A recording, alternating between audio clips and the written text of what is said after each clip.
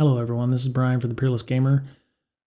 We're continuing our story of our murder mystery of who killed Dr. Manand on Neoma Station.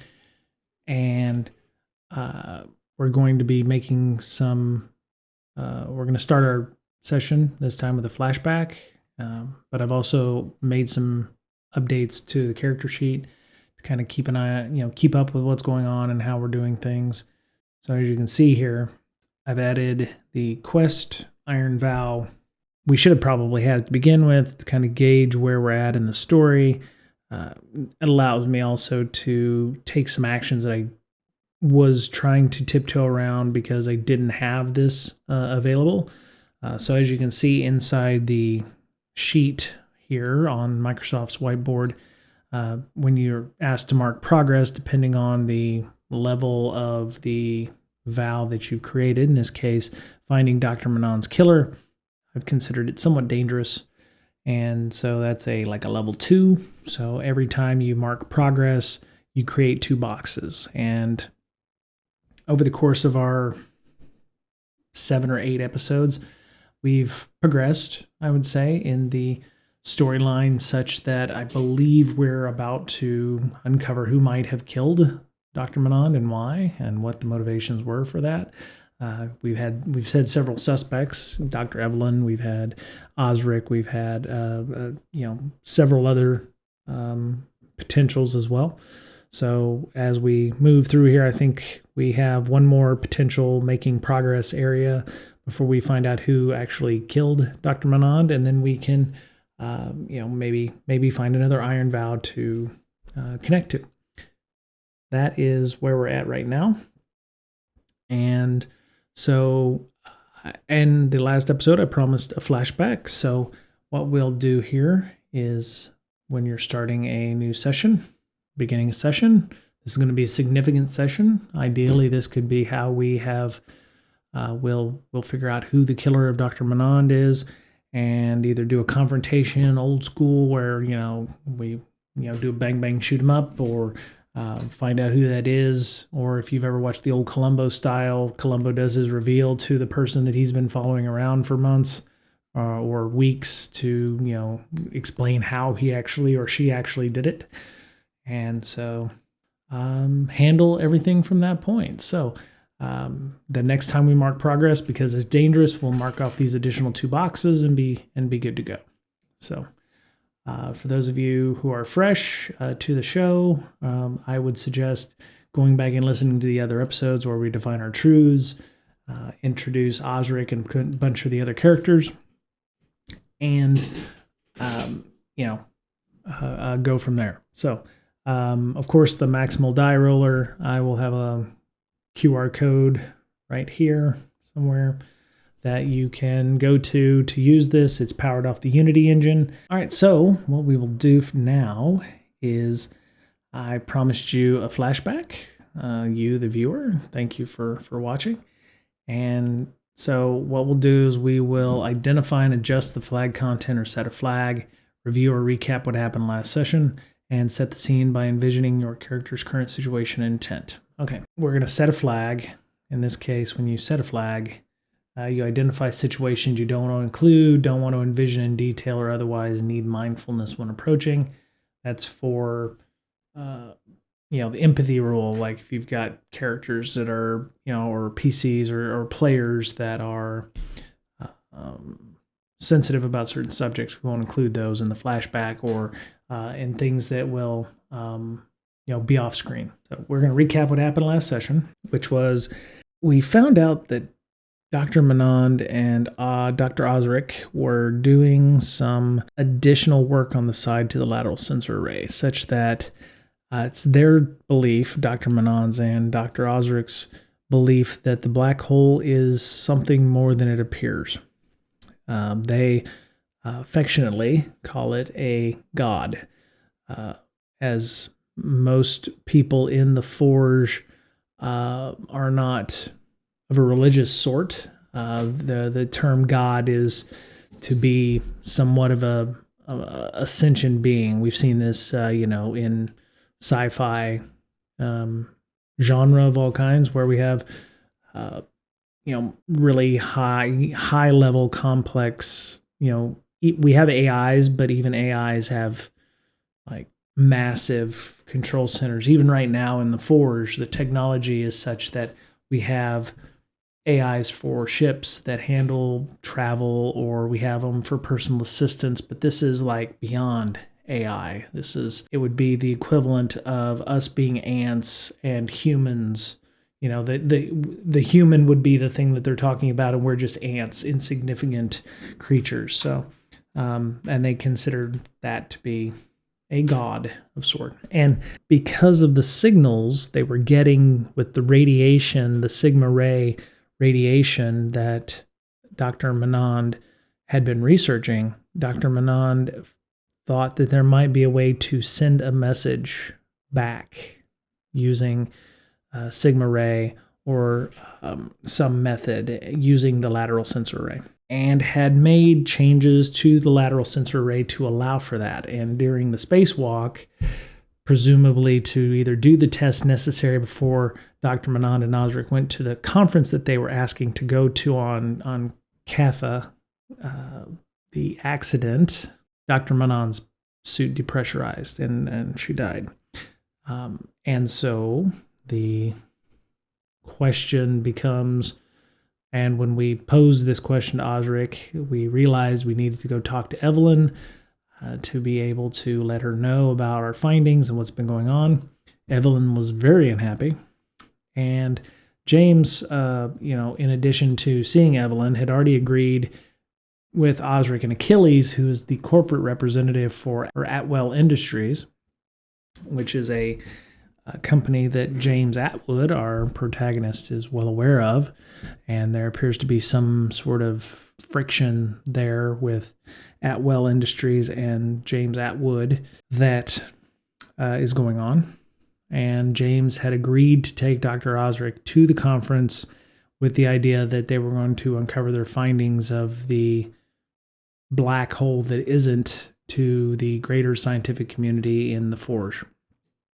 This discovery would be on the same level as someone, as we discovered, faster than light travel, the general relativity, grand unification theorem, etc.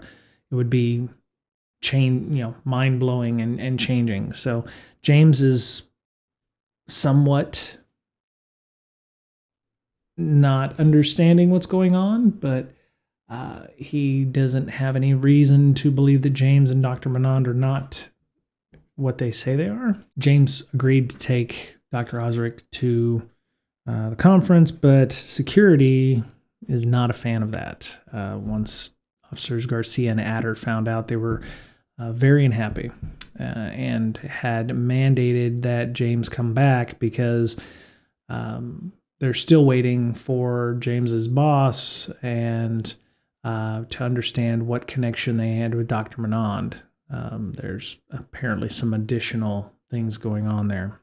That's where we got to. We notified Evelyn. Evelyn is taking the lateral sensor array offline. But Evelyn has given Dr. Osric leave to go to the conference without the experiment being done. James and Officer Garcia are on their way back to the lab where Osric is at, with the idea that they're to get prepped to leave. And so that is where we are right now. And as Achilles, who's the corporate representative, had talked to Evelyn beforehand as well. So our flashback, I want to roll and see what our flashback is going to be. I have an idea of what I want the flashback to be, but I think that's a little too easy, right? Because I'm walking around and I'm thinking of these things in my head and different plot points. So what I'd like to do is roll the 2 die 10, which will be our hundreds digit. So this will be our tens digit, and this will be our ones digit. So this will be our, right here, the first digit is going to be, our digit. So I'm going to re-roll this and see what it shows up on the table. So we have a 95. Wow.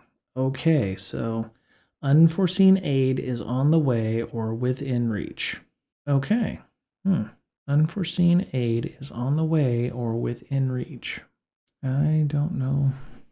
Our flashback begins with Achilles finishing up his conversation with Evelyn in the office, where we see James waiting out in the waiting room.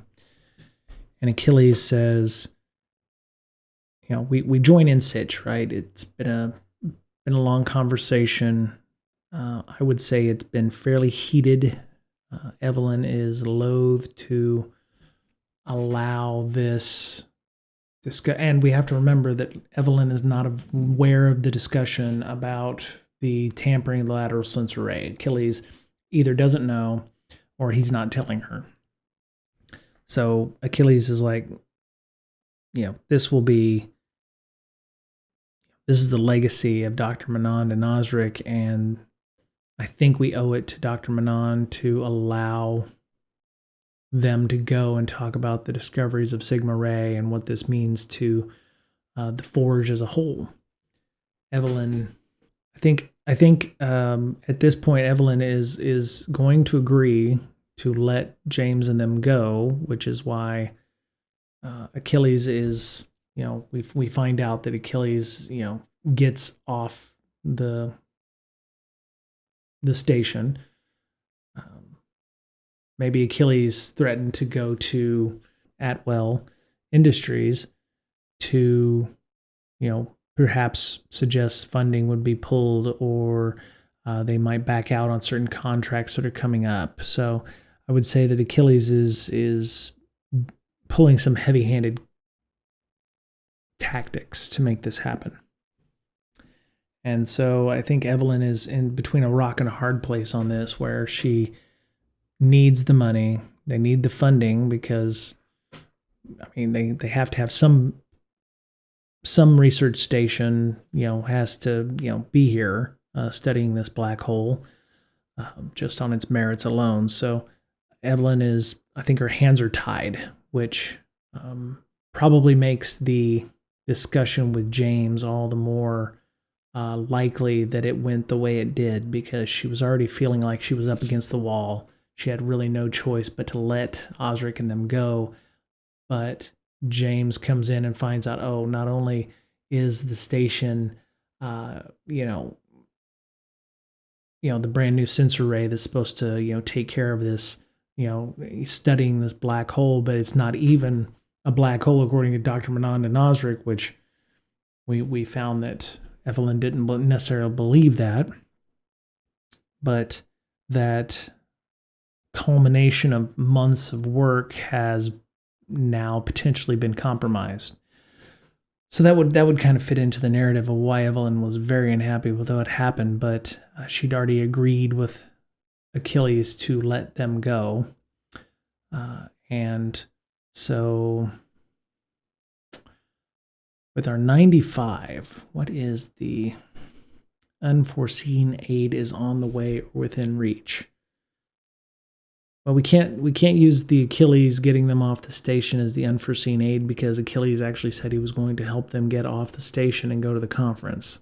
So there's got to be something else that we'll have to have. We're gonna kind of mix things up here. So Achilles thanks Dr. Evelyn Voigt, leaves her office. As he's walking out, he sees James and Officer Garcia sitting there waiting to apparently see Evelyn. He's surprised to see James and them. He thought everything was copacetic, kind of concerned about why James and Officer Garcia would be there. But I think Achilles knows that he cannot make a scene, and he strains his tie and he nods acknowledgement to James, and I believe he says, "I'll see you later. We have things to talk about," and heads out and goes back to his own quarters, which is on the station. If Dr. Menand had,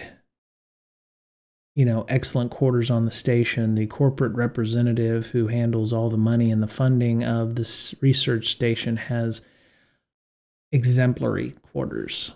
This would be on the par with Dr. Voigt's, or maybe even a little better, because Achilles obviously has money of his own, so he can have the best of the best while he's here. If he's in this backwater, he's at least going to live comfortably, right?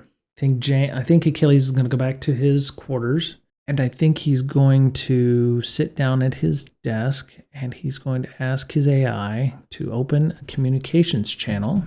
Achilles sits down at his desk, and he says to his AI, open a channel, encrypted ultraviolet. His AI says, go ahead. And Achilles says, this is Achilles on board Neoma Station, Captain Rayner of the Colossus. Come in. And there's a few seconds, and Captain Rayner comes on and says, Colossus here, Achilles, what do you want? What do you need, sir? And Achilles says, we have a Lumina Aegis event. Activate the playbook for Lumina Aegis.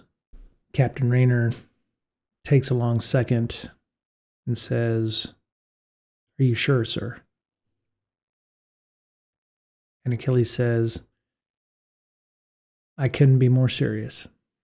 Captain Rayner says back, you do know the playbook says that we're supposed to contact senior leadership for what to do.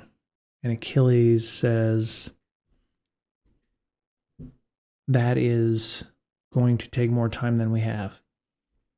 And let's assume that leadership has been notified. I will send out a message as soon as I'm done here, but the rest of the actions in the playbook will have to be followed.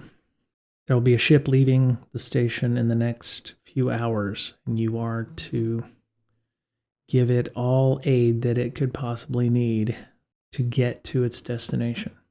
It may see you as hostile, but right now you are its only hope. Are there any other friendly ships in the area? And Captain Rayner says, according to our sensors, there's nothing within 5 parsecs of this place. And Achilles says, you're going to be the most important person in the quadrant then. And Captain Rayner says, what do you expect to encounter? And Achilles takes a long pause. And he says, I have no idea, but let's just hope it's friendly. And Captain Rayner says, yes, sir. If you hear anything from corporate before all of this goes down, please let us know immediately. And Achilles says, thank you, Captain. Achilles out. Okay, that is our flashback. We're going to assume that James, when makes his decisions for the remainder of, until that happens, we will go on the assumption that James does not know about the Colossus, that is not going to make his decisions in any way unless Achilles discloses that information, hence the unforeseen aid. So the Colossus is going to be there to give James some sort of advantage or some sort of help or assistance in some way if James and the Wild Deliverance and Osric have any issues that go on. Now, if you remember correctly, we did have a role that was to create some kind of conflict. If you remember, we said that there was a pay the price that we had earlier where a new enemy was revealed. And so James may see the Colossus as an enemy, or Colossus may try to protect them from an enemy. As far as we know, the anomaly, we can't even call it black hole anymore because Osric and Dr. Manon did not believe it was a black hole. Maybe something bad. So the Lumina Aegis can be described potentially as some kind of direct threat to humanity, to the corporation, to both. So that's what the Lumina Aegis protocol is going to potentially be in this case. We'll take our 1 momentum, which we will update here accordingly. We're at 9 momentum, so we may need that momentum before it's over with to get us out of a sticky wicket, if you will.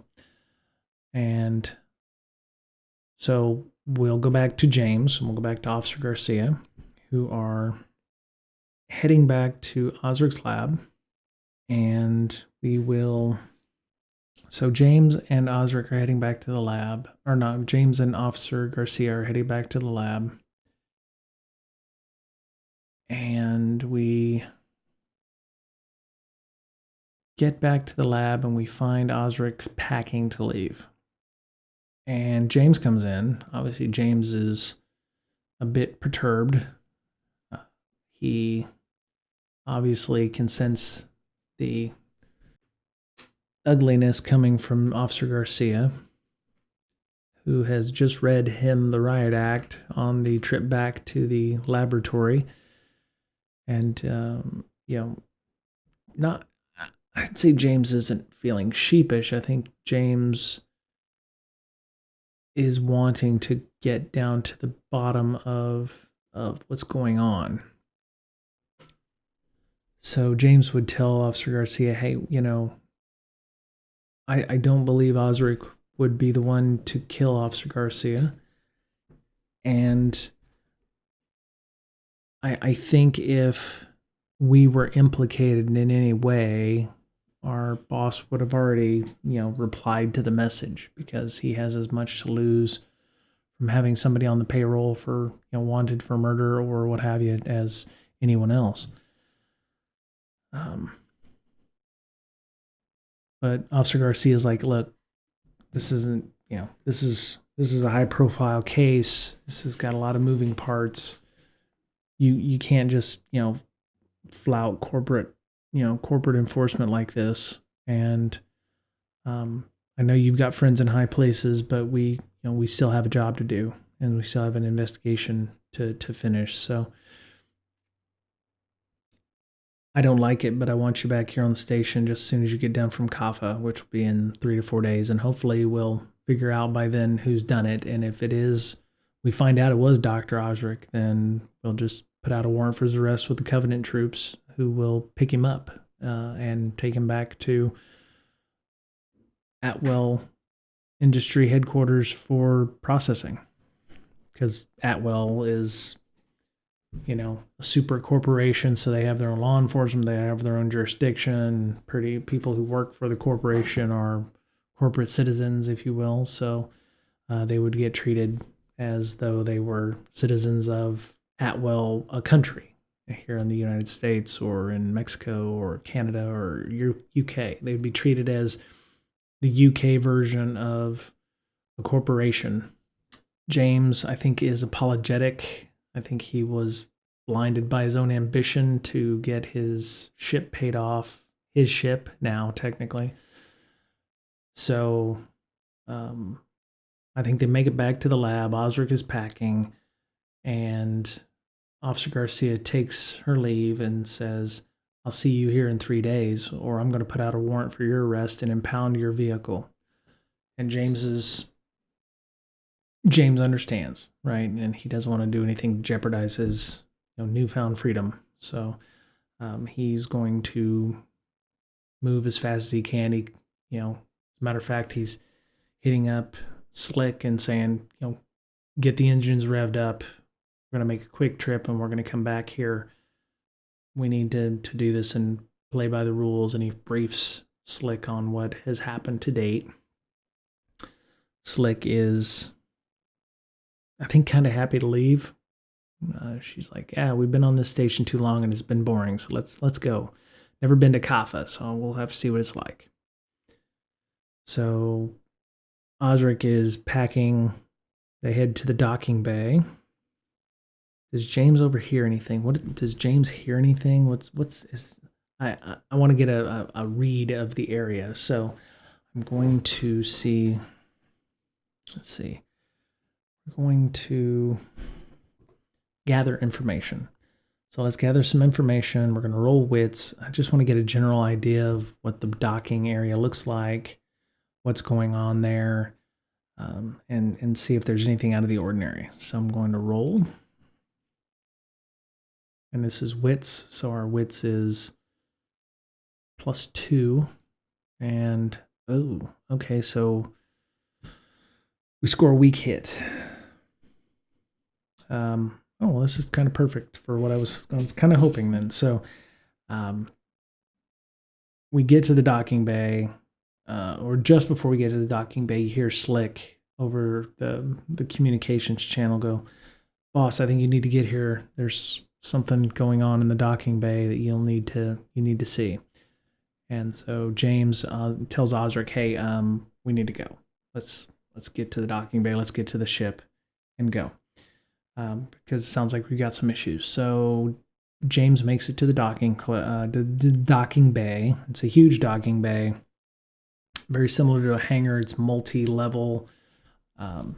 It's, this was a repurposed space station, so there's a lot of room. So this is, vast. I mean, there's probably a handful of ships, but it could hold 20, 30 more, easily. So there's not a lot going on here. But you see there's powers out, and there appears to have been an accident of some kind. And so I get +1 momentum, so I'm at 10 momentum right now, so I can't, it would have almost behooved me to take some, the problem is I could have burned all my momentum and would just barely have broke even on a strong hit. So so we have a complication. The docking clamps aren't working to, open up and release the ship. And it's going to take them a couple hours to do so. So James has Slick make sure everything is ready to go, make sure we're fully fueled up, because it's going to pretty much take that amount of time to get to Kaffa and back with the FTL drives. And so James is getting some sack time in the ship, waiting for all of this to happen, because it looked like it was just a malfunction, so it wasn't a huge issue. So I think we should roll to see how long it delays. What I want to do is roll die 6, and I'll say it takes anywhere between another 1 to 6 hours. So I'm going to just go ahead and roll, and we'll take the die 6, not the die 10 parts. So it's going to take another. Okay, so James talks to the person working on the issues, and if you remember correctly, in our previous episode, a flashback, there was an accident on the station that caused, issues with the station. Tore down, electrical systems were out. There was tons of issues. The bridge went dark. Some people went unconscious because of whatever reason, whether it was life support or what have you. But the person working the docks, the dock foreman, says, yeah, it'll take a couple hours to fix. And so James thinks this is probably a good time to get some sack time, because it's going to, you sleep when you can when you're out in space. So James heads into the ship, preps the ship to go, does some diagnostics, and manages to catch 20, 30 minutes worth of a nap. He's sleeping when he hears over the comms from Slick, hey, they've fixed the issue with the dock, and the dock foreman says we can leave. So James is like, yep, let's get started. Let's go. How's Osric doing? Let's do an insight check on him, or let's do a gather information on Osric. How's he feeling? How's he looking? Is he? What's his read right now? He's got wits. Says to me, okay, so we have a 4. His wits is 2. I'm going to burn some momentum because I got it to burn. So I'm going to burn. Let's see, I've got a 4, a 7. So 6. Actually, it's already a strong hit. So I'm going to just let that go. And so, okay, I don't have to burn any momentum. It is a strong hit. Osric looks nervous.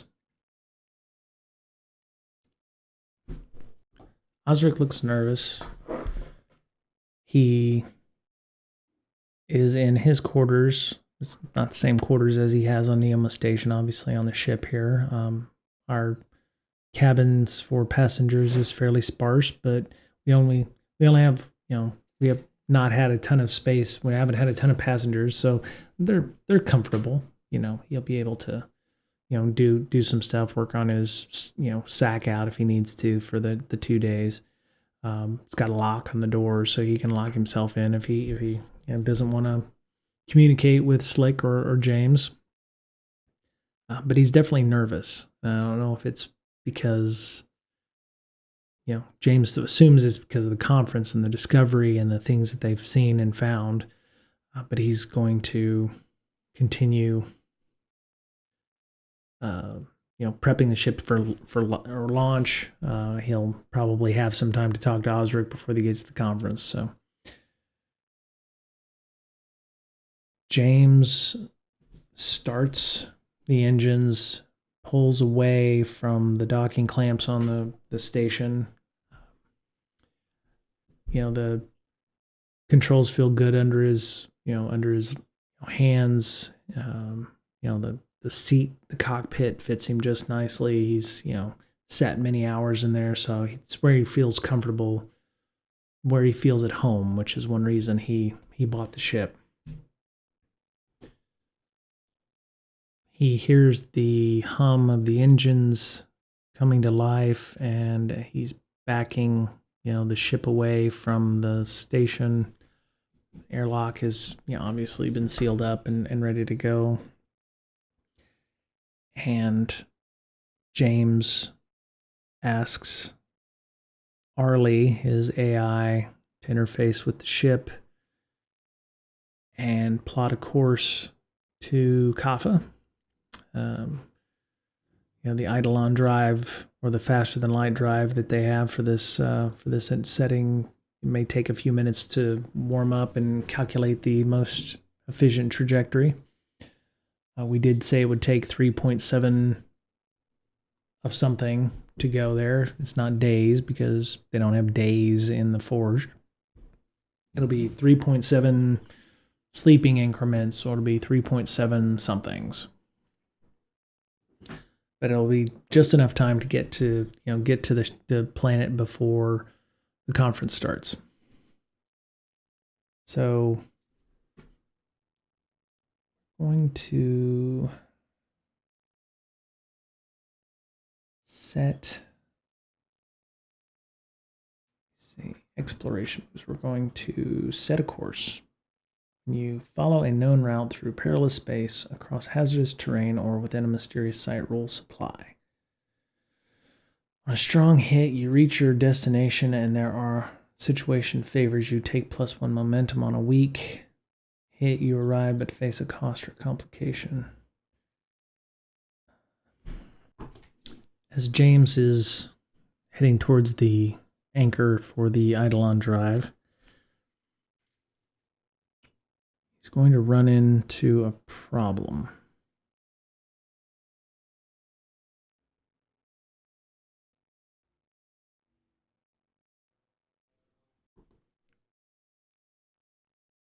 So as James heads towards the waypoint, I think I want to roll to see what happens? Do we make the waypoint? Does something happen at this point? Because obviously there's a lot of things in play. This is where the final battle is going to occur, or if this is where, you know, something is going to occur, then that would be where it's happening as we're heading towards the waypoint to leave Neoma Station away from the anomaly. So what I'm going to do is, I think I'm going to roll. I think I'm going to roll a 50-50. Otherwise, something may happen on the way or something may happen at Jaffa. So I'm going to roll a 50% chance. And we're going to roll.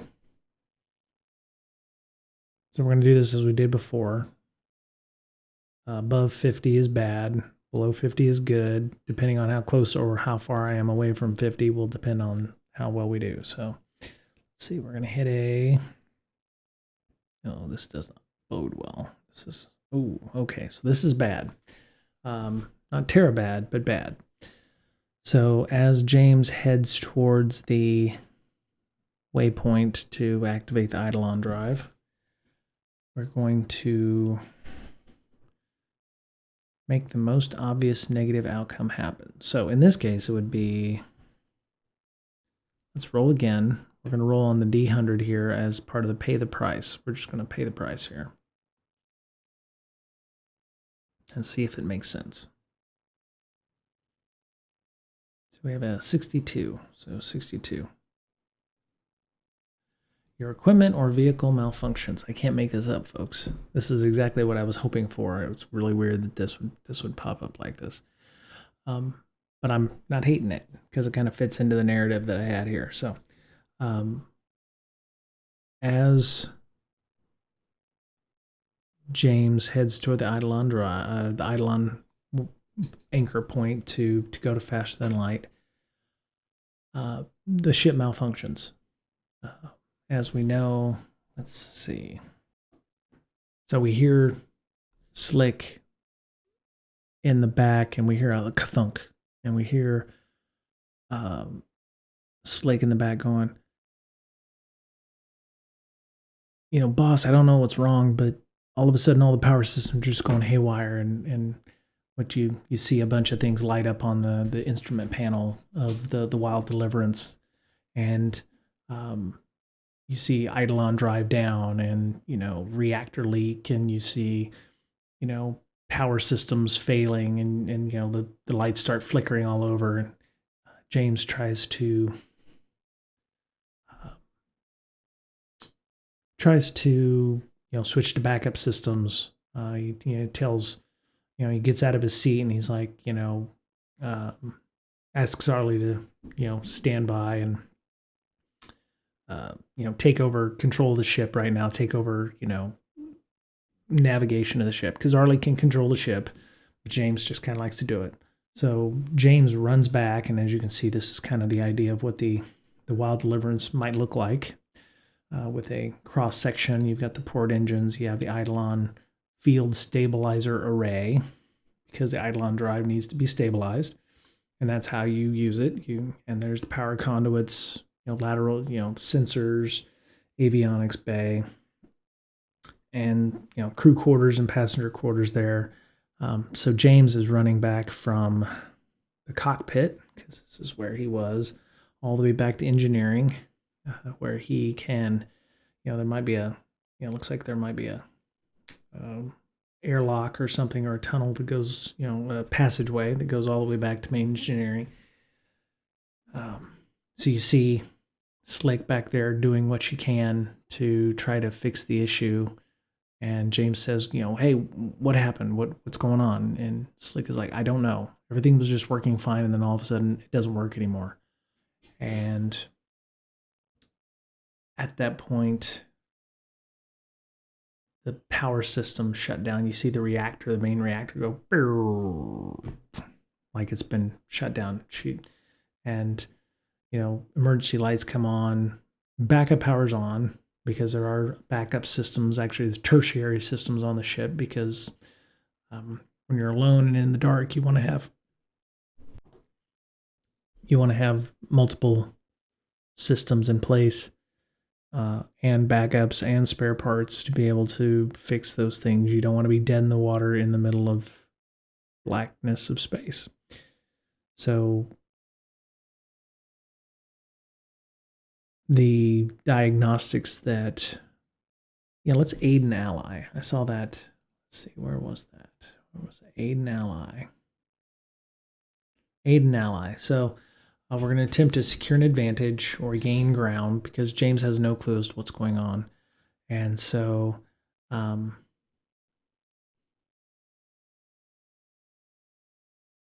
yeah, we're going to attempt to secure an advantage.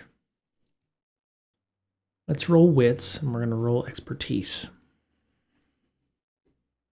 We're going to roll that right there. So, whoops. Sorry, one of the things for the maximal dice rollers, if you click off of it, it stops running. So what we have is a 5, a 6, and a 2. So, all right, so we have a strong hit. We get +2 momentum and +1 on our next move. And the idea was that, we're able to assist with repairs, the benefits of the move. So James is like, did you check the Heisenberg compensators, and did you check, all these things, and checking the Eidolon drive and checking some of the diagnostics. There's nothing wrong, right? There shouldn't be any issues here. Everything seems to be working. There's no, all the diagnostics come back as everything should be functioning. There should be power. The reactor should have been powered up. There's no reason why this shouldn't be working. And James is like, James is going to tell Arley to send out a mayday. Say, hey, we're stuck here. Life support appears to still be working, but we have no main power. Main power is dead. We don't know what happened. And let Neoma station that we're going to need a tow back in while we figure out what's up. And the door opens, and Osric comes in, and it's clear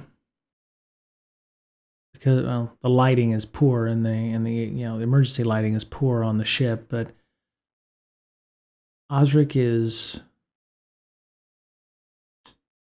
disturbed. Osric is shaking, and he's angry. I think James can see that, and I think Slick can too. And Osric says, "What's going on? Why aren't we moving? Why aren't we getting the hell out of here? We've got a conference to go to." And James says, "Well, it's not ideal, but something's wrong, and we're going to need to tow back to the station. We'll, figure out what's up and get you to this conference. It may be a little late, but we'll get you there." And Osric is like, "No, we can't go back to the station." And James is like, "Well, what are you talking about? We can't make repairs here. We don't know what's wrong. Everything seems to be okay, but we just lost all power." And Osric looks at him and says, "This is just like what happened to the station months ago." Well, that was a bit of a revelation, wasn't it? Finding out that the power drain happening on the Wild Deliverance was very similar to what happened on the station. Maybe something is causing it. We'll find out next time. Looking forward to all of your feedback. Thank you for watching. If you've gotten this far, you're not completely bored to tears. I appreciate you getting involved here. Would love for some feedback, some comments. If I've got some continuity issues, I apologize. Trying to work through those. Version 1 of the solo gaming is it is what it is. So as we try different genre, as we try different storylines, I'll get better at that, and we'll probably have a post-mortem as we go through this and figure out where I could have done better and improved on next episodes. So like, subscribe, hit that bell, in YouTube. Tell your friends, because I don't make any money. I don't have a marketing department. I am the marketing department. And yeah, I hope you'll join us again for another episode of The Peerless Gamer. I'm Brian Brake. Have a great day. Check out some of the, check out the QR code here. Check out some of the playlists and episodes here. And yeah, leave me some feedback. Tell me, I kickstart a lot of stuff. So if you would like an additional opinion on whether or not you should support something, we can definitely do that.